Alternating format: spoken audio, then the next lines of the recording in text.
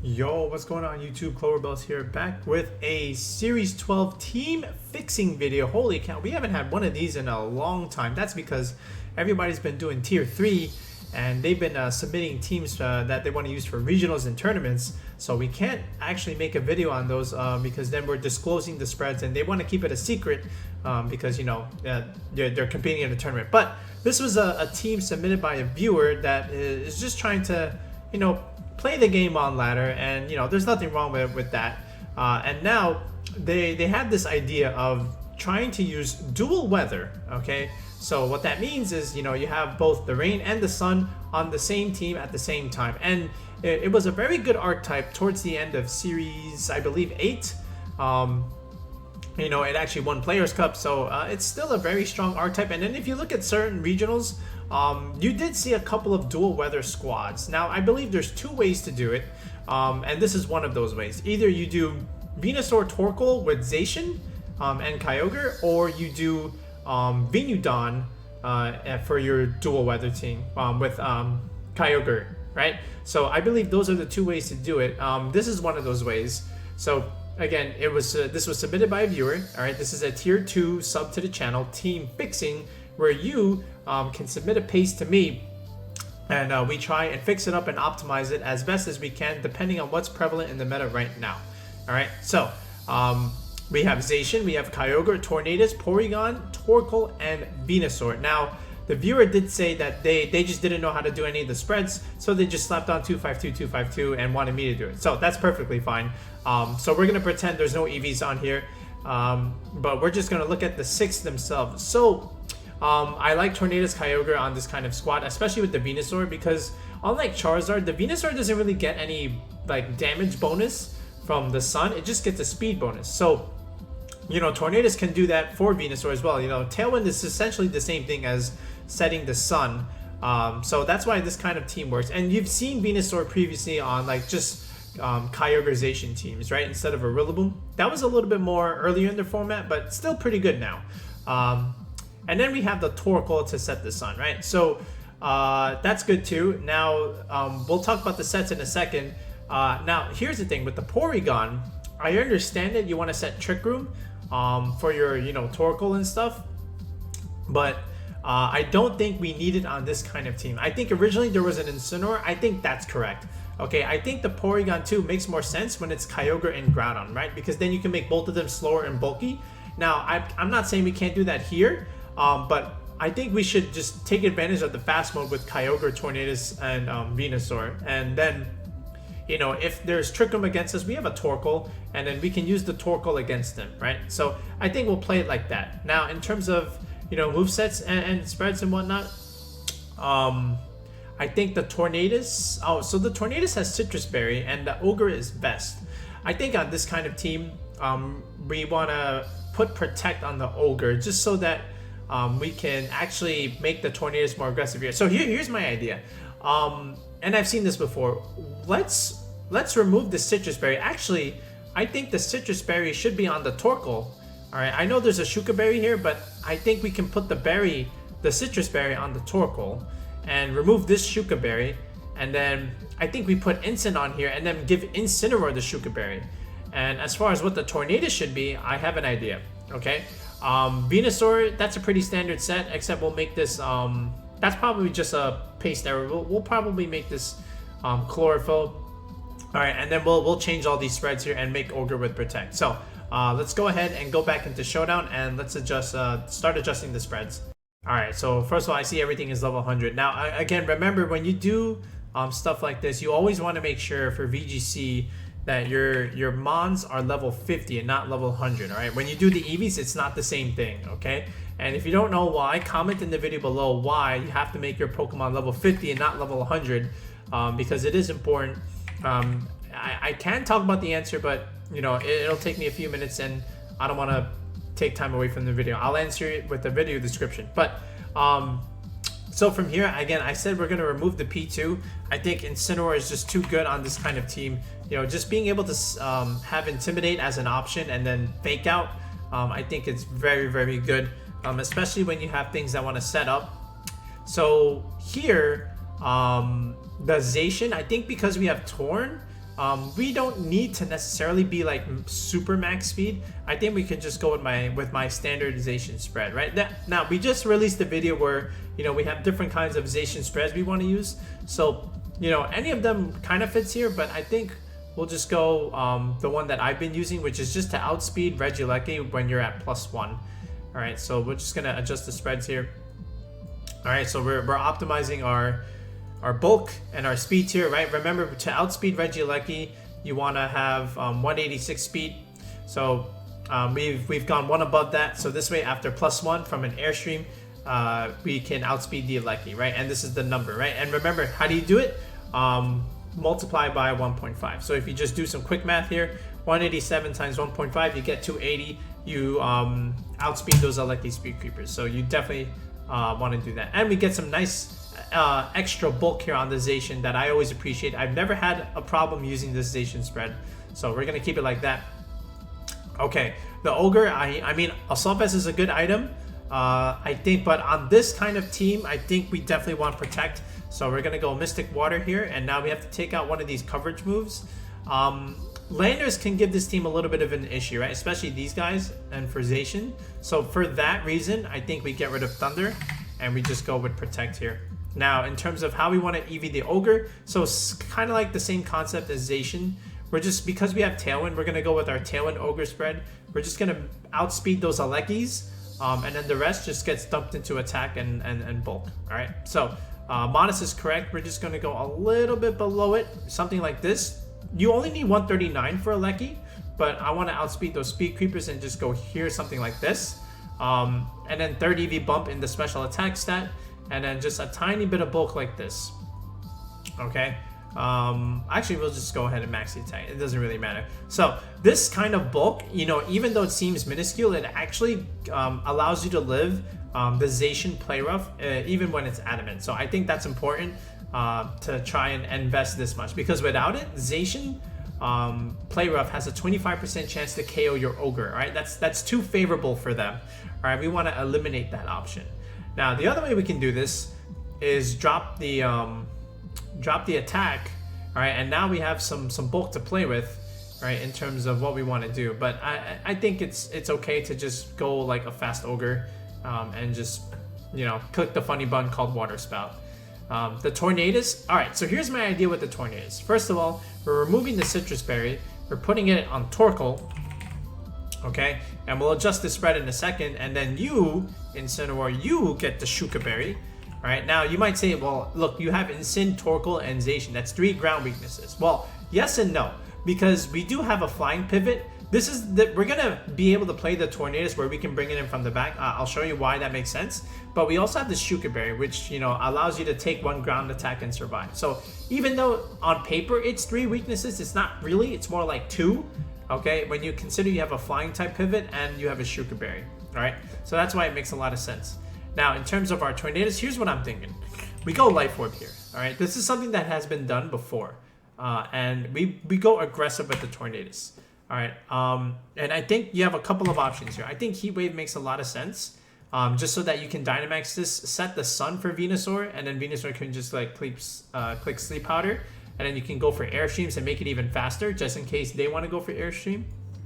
Another thing to consider is like Dark Pulse, because, you know, first of all, Calyrex Shadow Rider matchup, and then you get special defense drops where you can have your Kyogre take advantage of that and just go for, you know, Water Spouts or Origin Pulses. So I think that's really, really good. And, you know, if you go for Airstream 1 turn, then Dark Pulse the next turn, your Airstream the next turn is going to hit even for more damage, right? So I think that's really, really nice to have. So now the question is, do you want to put both and then just forego Protect? Now you can do that, right? Because this is a Dynamax Tornadus. So even if they go for the Fake Out, you can't block it. You can still Dynamax it and avoid that. But considering Protect is busted, I think you keep one of these. I think we're just gonna keep the Protect button for now. So, I mean, we're gonna get rid of the Dark Pulse. I think this is still okay. We have the Incineroar, so we'll be all right.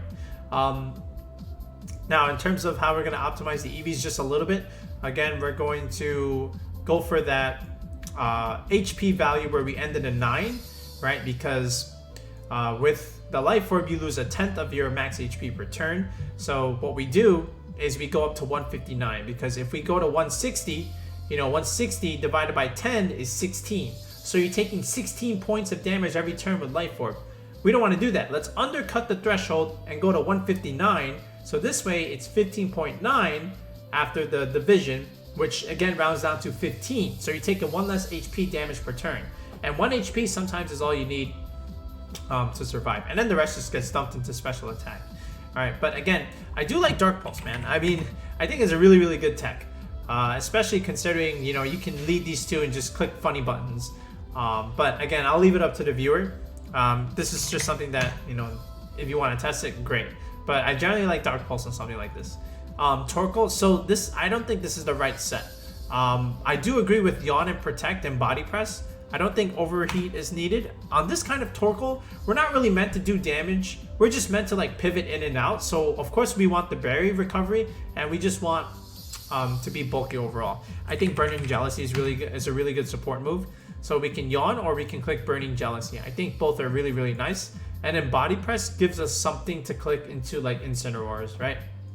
So I think for something like this, we just want to be bulky, no special attack, and instead go one of the defensive natures. I think Sassy is good, or even Relax, right? Just so that your Torkoal can do more damage with the Body Press, right? So we'll just go for that for now. But again, because we have the Citrus Berry, we just want to take 1 off the HP and go to 176 to optimize the berry recovery. And then from here, second EV bump in the defense stat, right? So here we have 187. I think we can just go to 156, the second bump, which is every 80 EVs. And then the rest can just get dumped into special defense like this. And it's a nice even number, so this way you can optimize your max Quake from your Venusaur. So I think this is okay. I put 0 speed, right? Yeah, I did. Okay, Venusaur. So you know we can keep it as Sash. I don't think there's anything wrong with that. And it is modest, so okay, that's true. But I think on this kind of team, do we want to go Koba and go a little bit bulkier? I think we should, right? There's nothing wrong with Sash Venu. I think it's totally fine. But let's make it a little bit more aggressive and bulkier as a Dynamax option. So what I like to do with my Venusaur is I like to go to 212, and this way, even after something like an opposing Charizard or Zapdos, if they get a +1 boost from an Airstream, Venusaur still outspeeds both of those in Sun, right? Because if a Zapdos goes for Airstream, right, 167 times 1.5, that comes out to 250, right? But if you have this speed investment, 126, in the Sun, that's 252. So you still outspeed that Zapdos that just went for that Airstream, right? But I kind of want to outspeed some of those base 100 speed creepers, so I'm just gonna go 1 above it like this, and I think that's fine. First we're gonna make Chlorophyll, and then here I think we just go Koba. Honestly, I think Koba is totally fine. And then we just drop this special attack investment. I think we just want to be bulky, so let's go first bump here, and then 175 is pretty good, just for extra bulk. You know, that's that magic number after like Hailstorm or Sand Chip, because sometimes you might want to max the Ogre and go for max Hailstorm. And then from here, just an even number in special defense for that Earth Power, aka max Quake, and then the rest just gets dumped into defense. So this is actually a really good solid Venusaur spread that I like to use, especially if I go modest, non-life orb. So I think it's really good. So this is also my spread for weakness policy Venusaur, but there's no Grimmsnarl on this team to help me out here. But we do have an Incineroar, so that's kind of like a Grimmsnarl Reflect, right? So we'll go with that. And then Incin. So here's what we do. We go Flare Blitz, we go Fake Out, Parting Shot, and Throat Chop, right? Our dark move. And then here we definitely want to go Careful Nature just because of that Calyrex Shadow Rider matchup. Now, in terms of our bulk, we can go second bump here, but I want to go a little bit above it and go 172. This is just so that we can optimize against Regieleki, because sometimes in the Regieleki matchup, if you go for Fake Out, they just Dynamax, and then they go for Life Orb Max Lightning, and then we're kind of screwed. But if we have this investment, we can survive at least one of those Max Lightning. So this way, we're not like super immediately pressured, at least on that given turn. And then I'll show you that calc in a second. But from here, we can still optimize against the Zacian with the after Intimidate against the fighting move, so I think that's still pretty good. And then we just have a little bit of speed left over just to, you know, try and outspeed other Incineroars. We have an Airstream and we have Tailwind, so I think we're kind of chilling in terms of what we want our Incineroar to do. Okay, is that all the mons? I believe it is, right? So here we go. Now let's put this paste on the screen. All right, so again, you have a couple of modes here. You can always go Tornadus, Ogre. You can click Tailwind and you can click the funny button, right? That's pretty standard. But what you can also do is if they lead something like Fake Out, you can protect your Ogre turn 1 and Dynamax the Tornadus and then just go for Max Airstream, Life Orb Max Airstream, and which does a crap ton of damage. And then next turn, assuming your Tornadus lives, then you can go for another Airstream, which is like another tail, which is basically a Tailwind. And then Kyogre is just like fast for the rest of the game, and we're kind of chilling. You can also do like Tornadus Zacian, and then do the same kind of play. You could do Tornadus Venusaur, same kind of play. Venusaur is another good lead with, you know, either Zacian or Ogre in the back, something like that. You know, there's a lot of flexible leads. Even like Venusaur Incineroar is a good lead, depending on the matchup. So a lot of good flexibility, especially in the best of 3. I think it's really, really nice. And you can see we're a relatively bulky team that can deal a bunch of damage, and we have enough support, right? So like Tornadus can be a support mon, but it's also meant to be offensive. And Torkoal and Incin, these are both your support mons, right? So Torkoal, you know, with Venusaur, you know, you have double sleep pressure with Yawn and Sleep Powder. You know, in case you missed the Sleep Powder, you always have Yawn. And then Burning Jealousy, like especially against stuff that go for Airstream or like they go for their boost. You can punish that and then just burn them, especially like against Landorus. This is really good against Landorus. And we have Relaxed Nature, so that's kind of cool. And then, you know, Incineroar is really good in the Shadow Rider matchup. Just don't lose it turn 1 to Dynamax Regieleki, right? And then Zacian just comes in the back in some games to just clean things up, right? So this is the team. I think we've done a pretty good job of fixing it up. Now let's just go ahead and test it out in a couple of showdown battles. But before that, let's show a couple counts.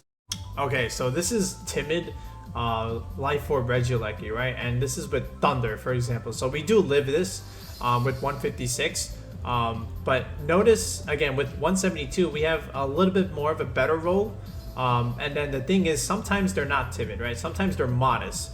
And you kind of want this favorable roll, right? It has a 25% chance to OHKO, which is still relatively good in your favor. But without this, then it's like 31%, and that's not like so great.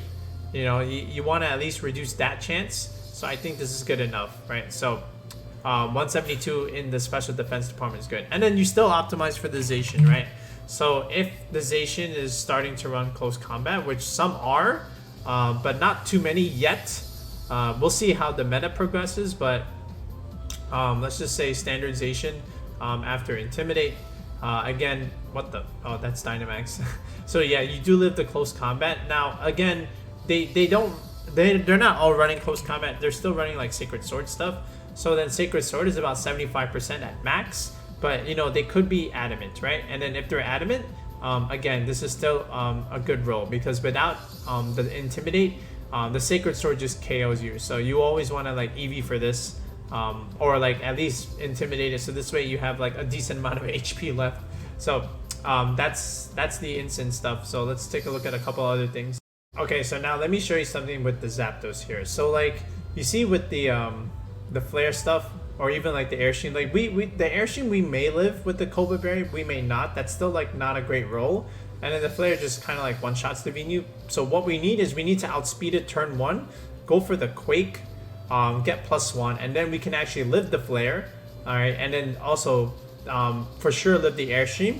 And then next turn we're still faster than it, right? So then we can get up our G-Max Vine Lash, click it on whatever, and then you know, then the Zapdos can kill the Venu. That's okay, but at least we got our Vine Lash chip on our second turn. So that's the main reason with our investment here. So but let's just keep on going. Okay, so this is our Relaxed Nature Torkoal going against like a standard careful second EV bump Incineroar. You see Body Press, you see this investment. This is why Relaxed Nature is kind of good with Body Press, because now you pretty much guarantee a two-shot on the Incineroar. It's always nice when you can two-shot an Incineroar with body press, right? So I like it a lot. If you weren't relaxed, if you were sassy, then this is like a three-shot, and it's not so great. It's okay, but you know, you kind of want to like put pressure on the Incineroar to maybe switch out. So I do like the nature that we have here with our investment. So yeah, now let's go ahead and take a look at some sample battles. Okay, so almost a mirror, right, with the Zacian Ogre as well, but he's got P2 on his side. So this tells me his Kyogre is probably slower, right, which means we have the faster Ogre. And then he's got Indeedee redirection, and then he actually has two redirections with Volcarona and Indeedee. This is a weird team. I think he probably plays for the Dynamax Ogre, and this is either like something like Scarf, or it's probably Assault Vest, right? So that's okay. I think I can just simply lead Venusaur. This way, if he leads the Ogre, we can, you know, we can change the weather like this. Or if he leads the Porygon, we can, you know, put pressure with the Torkoal because we're slower than the Porygon. So Torkoal is always the lead here. Now I have a couple of options, right? I can go for Sleep Stuff, or I can put pressure on the Ogre immediately. Like I know there's Indeedee, that's why he led it. So, you know, but it's still okay, right? Now, I think Sleep Powder is generally like a pretty good play, but I want to max and get my Vanlash chip going and put pressure on the Ogre and force the Indeedee to redirect. As far as the Torkoal, I just want to click Yawn and put things to sleep. So he goes into Porygon, so that's okay because I'm going for Yawn. Oh, so he actually goes into the Porygon, right? So I get a Spadef boost, which means I reduce the damage from this expanding force. What if I had weakness policy, by the way? And now the P2's under pressure, right? So we go for the Vinelash chip. Okay, more expanding force. He pops my Bear, so that's good on Torkoal. He pops the Eerie Impulse, but that doesn't matter because I got my Vinelash chip up.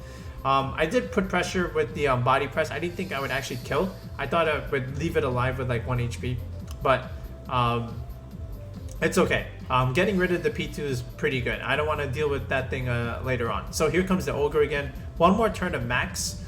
So this Indeedee probably clicks Follow Me. So what I want to do is preserve the Torkoal, go into my Ogre here, and not take so much damage. See, there's a Water Spout. We live on the Venusaur because we're bulky. There's another Quake boost. Kyogre's boosted a little bit, and more Vinelash chip damage, right? So now I could have probably switched in Zacian to get that, but I don't want to take a Water Spout at full health, even though I have a Spadef boost. So I think I'm still chilling here. So I go into Zacian here, all right, and I know for a fact I have the faster Ogre, so I'm just gonna chip him with Origin Pulse. And he goes for Water Spout, but because I chipped him already, my Zacian lives, and we're a bulky Zacian anyway. So now he brings in his Zacian, and this Ogre, even though it's at like half health, this is his only max option left. Like, what else does he have in the back? Nothing. Okay, he has two things that die to Ogre and stuff. So he goes for the max play, right? So I'm just going to put pressure on this Ogre right now. Like I know he can't protect. I know for a fact this Kyogre has no protect based on what I've been seeing so far. Now, the thing with the Zacian, so he protected, right? But I attack with both in this situation, and no matter what, I get a benefit. Because if he attacks with Zacian, that means he only kills one of me. And then I can finish him off with whatever he left alive, all right? And the key to that also is I have the faster Ogre, and I know that. So if he goes for the Ogre with his Zacian, assuming he's the faster Zacian, right? Let's assume he is, because I'm adamant I'm a little bit slower. If he goes for the Ogre, all right, he might kill it, but then he leaves his Zacian open for my Zacian to kill him. And then even if I don't get the one-hit KO, which I probably don't, the Vinelash chip finishes him off. Okay, so there's that. And then if he loses the Zacian, then you know, he might kill my Zacian, and I might lose both. But then I have Venusaur and Torkoal in the back to beat the Ogre, and then I just click the grass move and the game is over.